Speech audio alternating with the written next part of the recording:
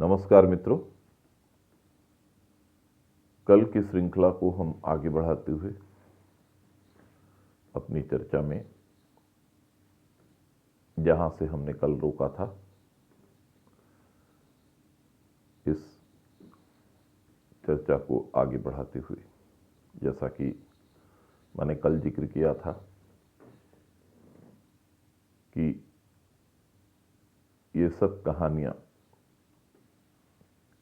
जो हमारे हित की हैं, जिन्हें सुनकर मन हृदय की शांति की प्राप्ति होती है, सब कहानियां गीता से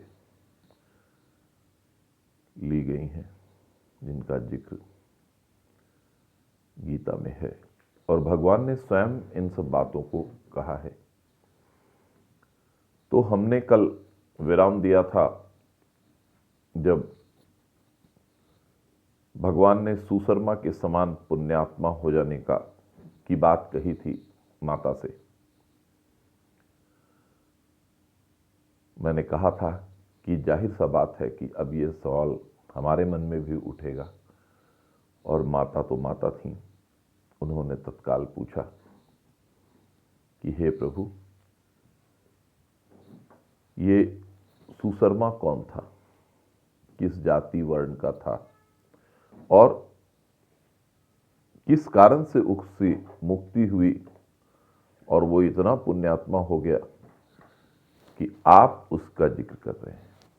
सही बात है कि भगवान के मुख से उसका जिक्र होना एक बहुत बड़ी बात है। तो भगवान आगे कहते हैं, हे देवी, सुशर्मा एक बड़ी ही खोटी बुद्धि का मनुष्य था और उसका जन्म ब्राह्मण कुल में, ऐसी ब्राह्मण कुल में हुआ था जो पापियों का शिरोमणि तो था ही, क्रूरतापूर्ण कर्म करने वाले ब्राह्मणों के कुल में हुआ था।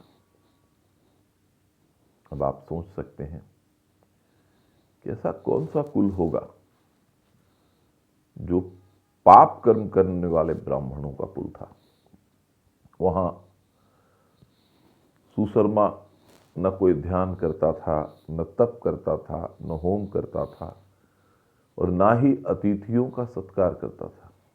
कल्पना कीजिए कि कोई ऐसा व्यक्ति जो किसी का सम्मान नहीं करता हो, किसी अतिथि का सत्कार नहीं करता हो, कोई ऐसी बात नहीं हो उसके आचरण में, तो किस प्रकार उसकी मुक्ति हुई। भगवान आगे बताते हैं कि वह पूर्ण रूपेण लंपट होने के कारण सदा अपने विषयों के सेवन में आसक्त रहता था। हम अपनी चर्चा के दरमियान ये भी जिक्र करेंगे कि विषय का मतलब क्या होता है। तो कहते थे, भगवान ने कहा कि वो हल जोतता था, पत्ते बेचकर अपना गुजारा करता था और उसे मदिरा पीने का व्यसन था। व्यसन मतलब नशा था, मदिरा मतलब शराब। आज के जमाने में भी जिस किसी व्यक्ति को शराब का लत होता है या नशा होता है, वो किसी काम का नहीं होता। किसी चीज पर उसका नियंत्रण नहीं होता, वो किसी काम का नहीं होता। तो भगवान यही कहते हैं कि उसको मदिरा पीने का व्यसन था, वह मांस खाता था और इस प्रकार दीर्घ काल तक, बहुत लंबे समय तक ऐसा ही जीवन व्यतीत कर लिया। तो एक दिन मूढ़ बुद्धि सुशर्मा पत्ते लाने के लिए किसी ऋषि की वाटिका में घूम रहा था। इसी बीच वहां एक काला सर्प, जो उसका काल स्वरूप था, तो उसने उसको डस लिया और सुशर्मा की मृत्यु हो गई। जब सुशर्मा की मृत्यु हो गई तो वह अनंत प्रकार के लोकों में यातनाएं भोगता हुआ नरक की यात्रा करता हुआ फिर से वापस मर्त लोक में यानी पृथ्वी लोक में आ गया और बोझ ढोने वाला बैल के रूप में पैदा हुआ।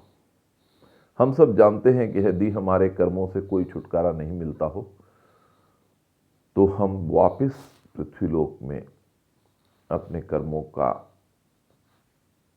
बोझ ढोने के लिए या अपने कर्मों का भुगतान करने के लिए वापस आ जाते हैं। हमारे सनातन धर्म में इसी प्रकार इसकी व्याख्या है। यदि हमें अपने कर्मों से मुक्ति नहीं मिलती तो भगवान की सद्गति नहीं प्राप्त होती और तब हम इस लोक में वापस अपने कर्मों का भुगतान करने के लिए वापस आ जाते हैं। तो सुशर्मा एक बैल के रूप में, बोझ ढोने वाला बैल के रूप में पैदा हुआ। जब वो यौवन हुआ तो एक पंगु व्यक्ति ने, मतलब जिसके पैर सही सलामत नहीं थे, जो चल नहीं सकता था, पंगु उसी को कहते हैं, अपने जीवन को आराम से बिताने के लिए उसे खरीद लिया।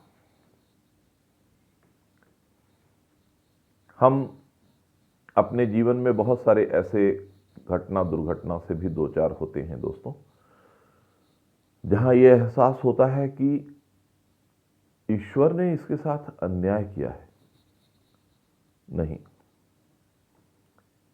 ईश्वर कभी किसी के साथ अन्याय नहीं करते। वो ना तो कभी किसी का बुरा करते हैं और ना ही किसी का भला करते हैं। बुरा और भला हम सब करने का सारा दायित्व तो हमारे हाथों में होता है। ईश्वर हमारे साथ खड़े रहते हैं। हम जब बुरे कर्म करते हैं तो ईश्वर हमारे साथ उस वक्त भी खड़े होते हैं, हमें यह बताने के लिए कि ये बुरा कर्म है, इसे न करो। और जब हम अच्छे कर्म करते हैं तो भी ईश्वर का सानिध्य प्राप्त रहता है हमें यह बताने के लिए कि ये कर्म अच्छा है और इसे करते रह, हमारा मनोबल बढ़ता है। खैर, अपनी चर्चा के दरमियान इन सब बातों की व्याख्या भी करने की कोशिश करूंगा।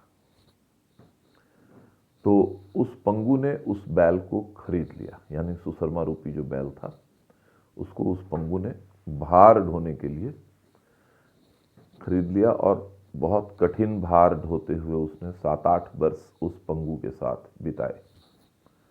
एक दिन उस पंगु ने किसी ऊंचे स्थान पर ले जाकर उसे बहुत तेजी से घुमाया,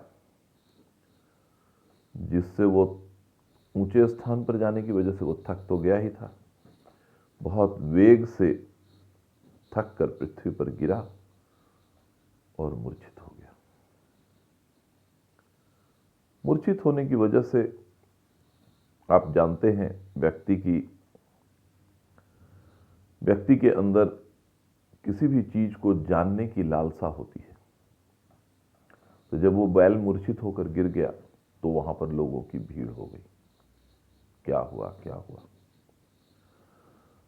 तो उस जन समुदाय में जो वहां पर कौतूहलवश आकृष्ट होकर के लोग एकत्रित जो हुए, तो उस जन समुदाय में एक पुण्यात्मा व्यक्ति थे जिन्होंने उस बैल का कल्याण करने के लिए अपना पुण्य दान किया।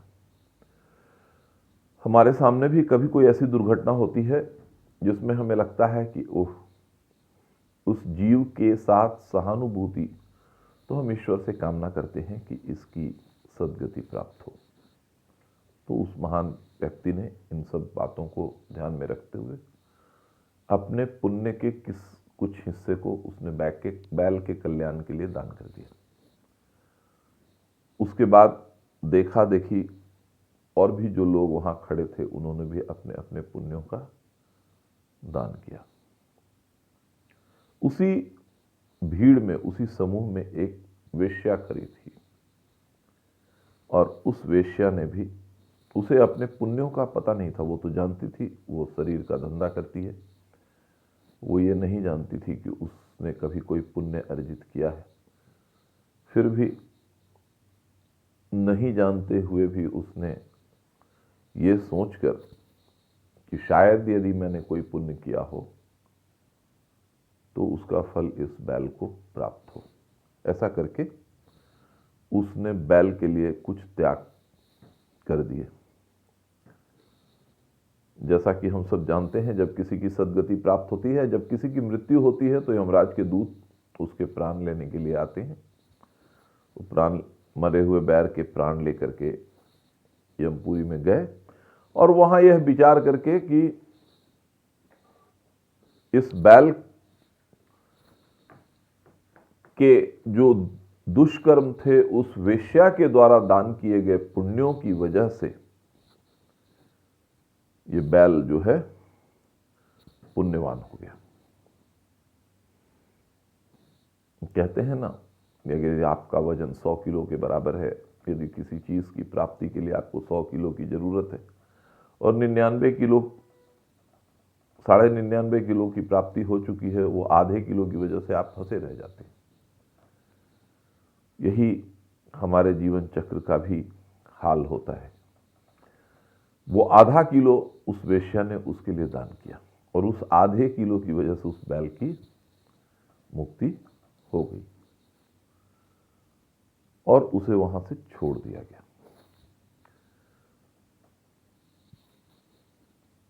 कर्म तो उसके अभी बाकी थे, क्योंकि उसने बुरे कर्म किए थे जिसका भोग उसने भोग लिया था, और कुछ पुण्यों के दान की वजह से अब वो उसके अच्छे कर्मों का उदय हो गया था। मनुष्य योनि से अभी उसकी मुक्ति नहीं हुई थी, या जीव योनि से अभी उसकी मुक्ति नहीं, तो पृथ्वी लोक पर फिर से वापस आ गया और एक अच्छे कुल में, अच्छे सील वाले, अच्छे कुल वाले ब्राह्मणों के कुल में फिर से वो पैदा हो गया। और इस बार ये बात हुई कि उसे अपने पूर्व जन्म की बातों का स्मरण रह गया। कुछ दिनों के बाद उसने अपनी जानकारी को ठीक करने के लिए, जानकारी की सही करने के लिए ढूंढता ढूंढता अपने कल्याण तत्व की जिज्ञासा के साथ उस वेश्या के पास पहुंचा और उसने उससे यह सवाल पूछा कि हे देवी, उस घटना का जिक्र करते हुए उसने पूछा कि हे देवी, आपने उस दिन अपने किस पुण्य का दान किया था जिसके फल की प्राप्ति के स्वरूप बैल योनि से मेरी मुक्ति हो गई थी? तो उस वेश्या ने उत्तर दिया कि मुझे इसकी जानकारी तो नहीं है। मेरे पास एक तोता है जो पिंजरे में बैठकर प्रतिदिन कुछ पढ़ता है, और उसके उस पाठ से मेरा अंतःकरण पवित्र हो गया था। कहते हैं आप कर्म चाहे जो करते हो, ये तो ईश्वर ने बनाकर भेजा है कि आप क्या करेंगे। हम में से बहुत सारे लोगों के मन में ये प्रश्न उठते होंगे कि ये सब बेकार का ढोंग ढकोसला है। यकीन कीजिए कि ईश्वर की इच्छा के विपरीत हम कुछ नहीं कर सकते। कौन क्लर्क बनेगा, कौन आईएएस अफसर बनेगा, कौन रिक्शा चालक बनेगा, ये हमारे कर्मों पे पहले से निर्धारित होती है, और उसी के हिसाब से हमें उन रास्तों पर चलना होता है, और उसी से उन सब चीजों की प्राप्ति होती है जो हमारे पूर्व जन्मों के कर्म के आधार पर निर्धारित है।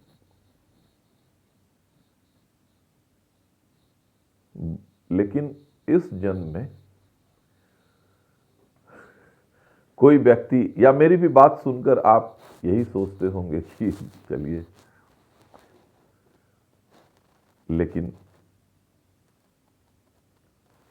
अपने जीवन के आसपास घटना दुर्घटना जो घटती है उसे गौर से देखिए और सोचिए। कभी कभी आप देखे होंगे आपके सहपाठी जो आपसे पढ़ने में तेज थे, कुशाग्र बुद्धि के थे,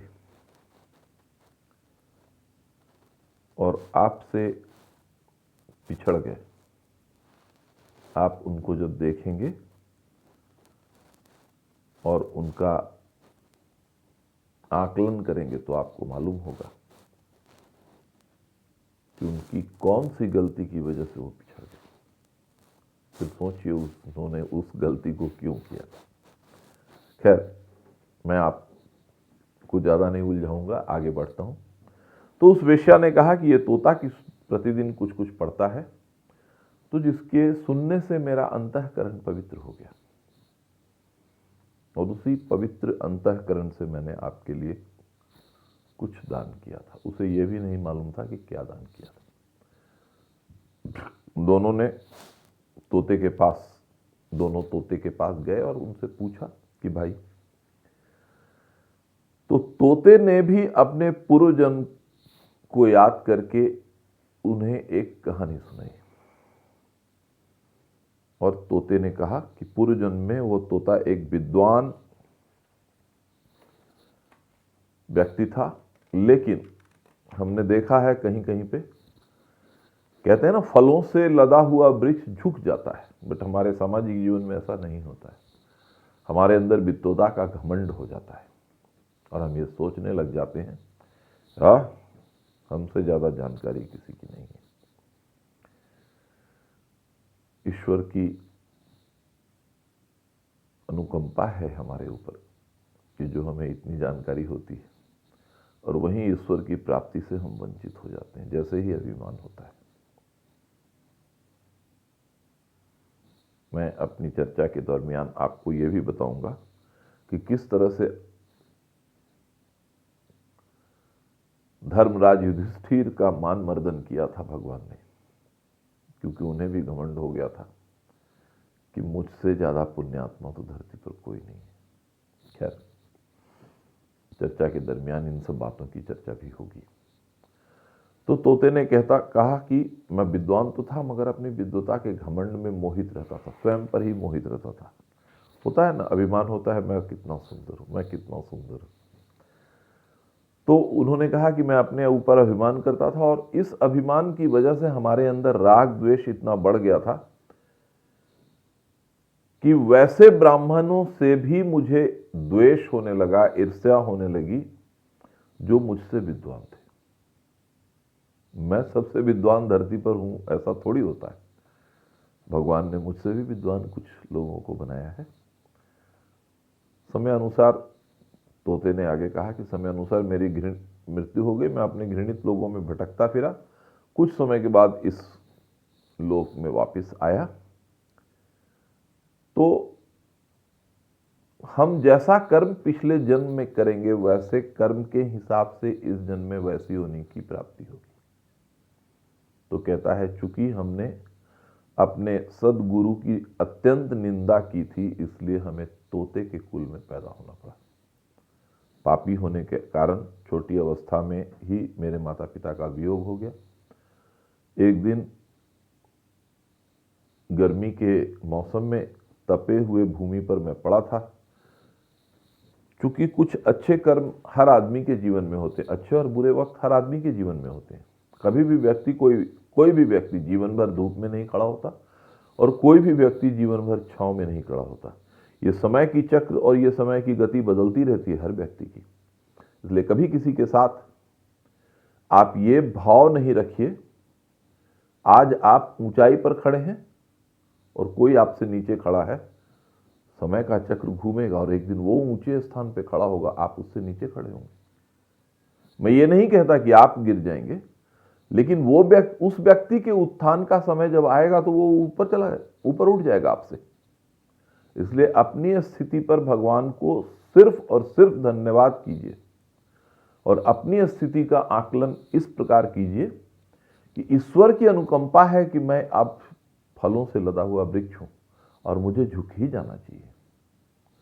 पर सामान्य जीवन में हम ऐसा नहीं कर पाते।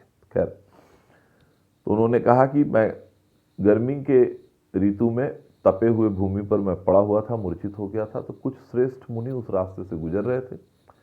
इसी को कहते हैं कुछ अच्छे कर्मों का उदय होना। उस रास्ते से गुजर रहे थे, तो उन्होंने मुझे वो मुझ पर दया आ गई उनको, और वो उठा लाए और अपने आश्रम में एक पिंजरे में डाल दिया। और चूंकि महात्माओं का आश्रम था, पिंजरे में उसे डाल दिया गया, तो उसे पढ़ाया गया।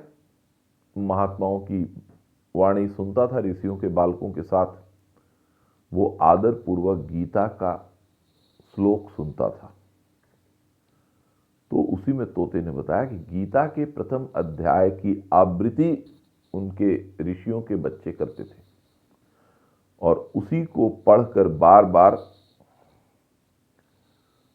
चूंकि बच्चे बार बार पढ़ते थे उन श्लोकों को, तो मैं भी बार बार सुनता था और मुझे याद हो गया। उसी बीच एक बहेलिया जो चोरी करता हुआ ऋषि के आश्रम में घुसा, उसको कुछ नहीं मिला तो मुझे उठा करके वहां से ले गया और बाजार में मुझे बेच दिया, जहां इस देवी ने, वो वेश्या के बारे में कहता है कि इस देवी ने मुझे खरीद लिया। यही मेरा वृतांत है जो मैंने आप लोगों को सुनाया। तोते ने ऐसा कहा, मतलब सुशर्मा जी को और उस वेश्या को। तो उसने कहा कि मैंने चूंकि गीता के प्रथम अध्याय का पाठ बार बार किया, इससे मेरे पाप दूर हो गए, और उसी पाठ की वजह से, चूंकि जो मुझे याद था वो मैं पाठ पढ़ता था, उससे वेश्या का अंतःकरण शुद्ध हो गया, जिससे उन्होंने अपने पुण्य से सुशर्मा जी को मुक्त कर दिया। और इस परस्पर वार्तालाप करते हुए, गीता के प्रथम अध्याय का महात्म्य में बताते हुए, सब लोग अपने अपने धाम को, अपने अपने स्थान को चले गए, और उन तीनों की मुक्ति हो गई। कहने का तात्पर्य यह है दोस्त, ऐसा कहा जाता है, भागवत पुराण में भी इसका वर्णन है, गीता में भी इसका वर्णन है, कि गीता आज से 5 लाख साल पर पहले भगवान ने सर्वप्रथम सूर्य भगवान को कहा था, और वहां से गीता मनु महाराज को कही गई, फिर धरती पर आई, और बीच में फिर विलुप्त हो गया, और फिर द्वापर में उन्होंने कुरुक्षेत्र में खड़े होकर अर्जुन को इसका ज्ञान दिया। गीता इतनी पौराणिक है आज भी, लेकिन इसका मनन करेंगे, पढ़ेंगे, तो आज के आधुनिक युग की समस्याएं भी इससे